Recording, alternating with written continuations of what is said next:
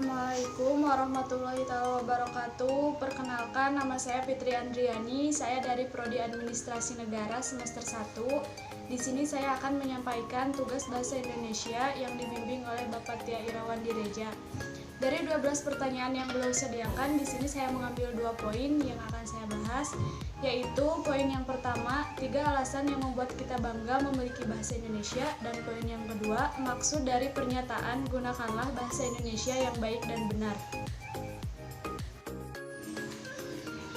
Baik, langsung saja teman-teman, saya akan membahas ke poin yang pertama, yaitu 3 alasan yang membuat kita bangga memiliki bahasa Indonesia.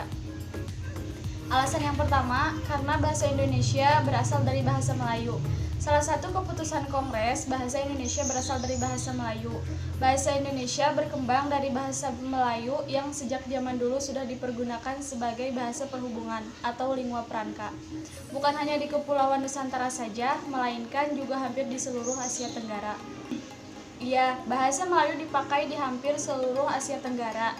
Maka tak heran apabila kita masih bisa berkomunikasi dengan orang-orang seperti Brunei Darussalam, Singapura, dan Malaysia. Tak hanya itu, beberapa kosakata bahasa Indonesia memiliki kemiripan dengan bahasa Filipina, seperti dalam kata ako atau aku dalam bahasa Indonesia, dan kata gulong atau gulung dalam bahasa Indonesia.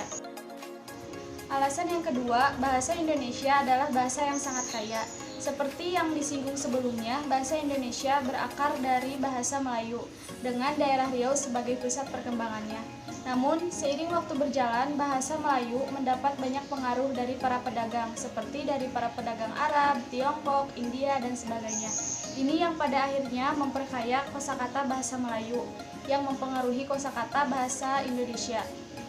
Dan pengaruh dari bahasa asing dan bahasa daerah pun dapat menyebabkan perbendaharaan bahasa Indonesia sangat kaya.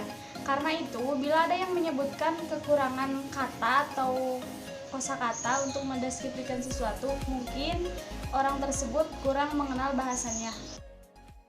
Alasan yang ketiga, bahasa Indonesia adalah bahasa yang mudah sekaligus rumit. Setiap bahasa memiliki ciri dan kekhasannya sendiri, demikian juga dengan bahasa Indonesia. Jika dalam bahasa Inggris, kita harus mengingat-ingat bentuk perubahan verba lampau, dan saat ini, dalam bahasa Indonesia, kita bebas dari kewajiban itu. Bagaimana mudah, bukan?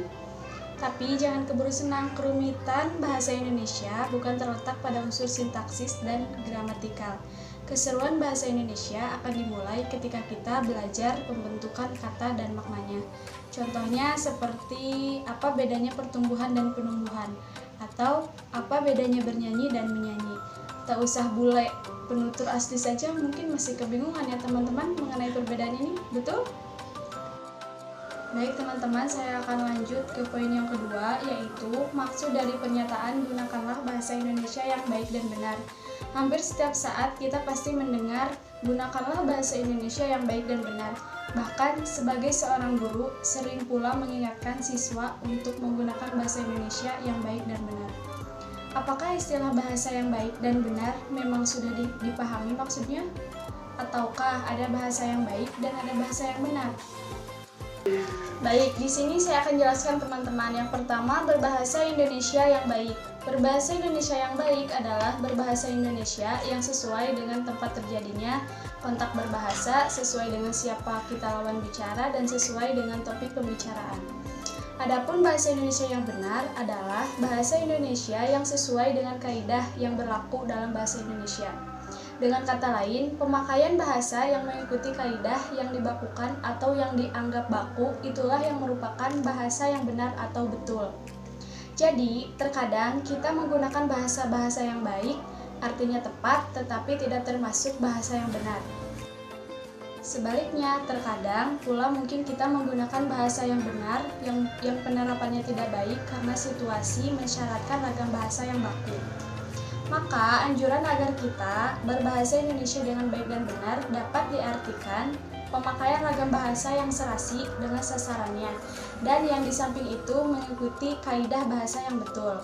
Ungkapan bahasa Indonesia yang baik dan benar sebaliknya mengacu ke ragam bahasa yang sekaligus memenuhi persyaratan kebaikan dan kebenaran.